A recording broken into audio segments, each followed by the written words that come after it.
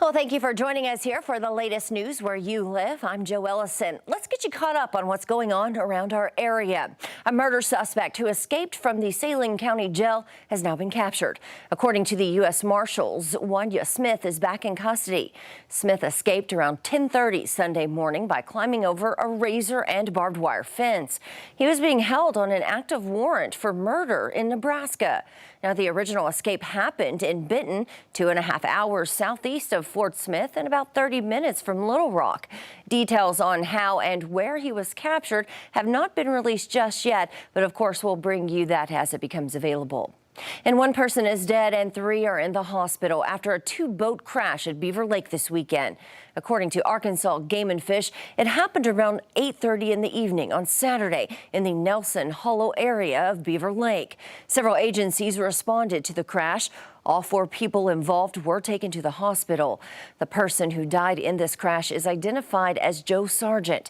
We spoke with Joe's son, who said he was days away from his 55th birthday. Yeah, but it's been rough. It's really no words. It's been rough. He was a good dad, good grandpa, good man. He went out doing what he loved. He loved being on that lake in that boat, you know.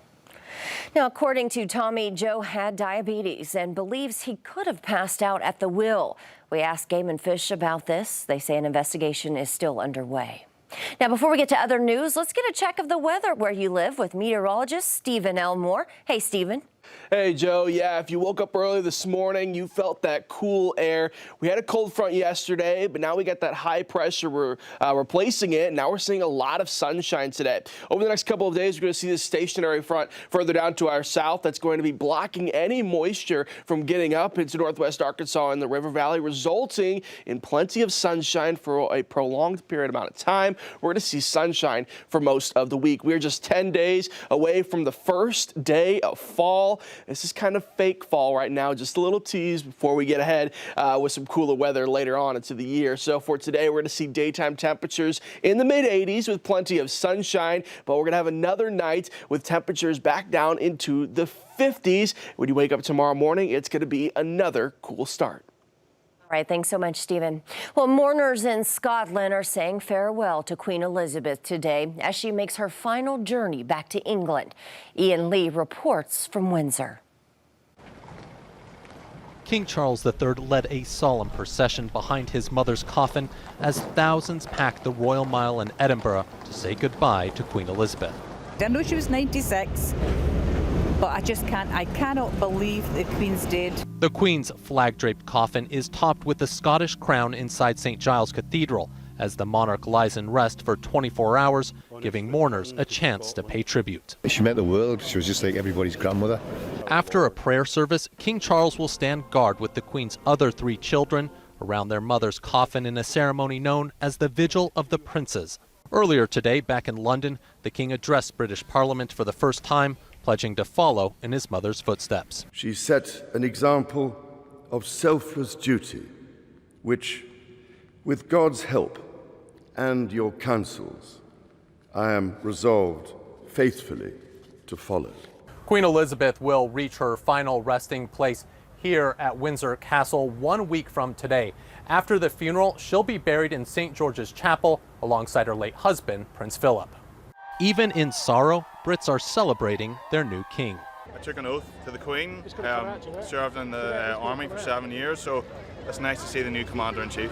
The Queen's body will be flown to London tomorrow night, where she will lie in state for 4 days.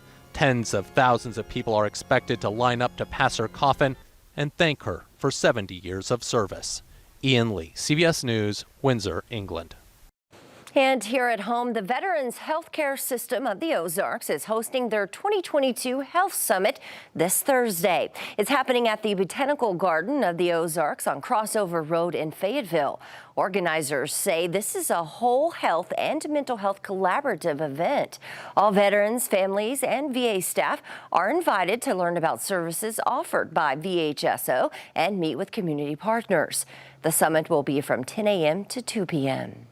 Well, let's talk about those gas prices. Average gas prices continue to fall across Arkansas. That's great news. It's also happening across the country.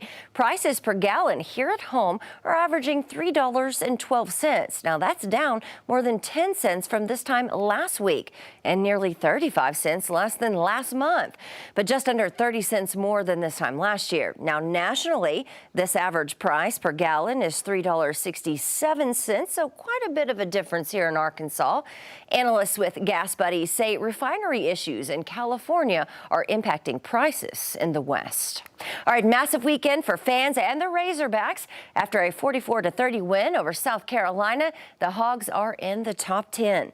The Razorbacks check in at number 10 in the latest AP poll. They jump up 6 spots after their win over the Gamecocks, thanks to a weekend that saw 3 top 10 teams lose. Arkansas is back in the top 10 for the first time since week 5 of last season. Georgia is your new number 1, switching spots with Alabama. Well, thank you for joining us here for the latest news where you live. I'm Jo Ellison. Catch up with us again tomorrow right here for more news and weather. Have a great day.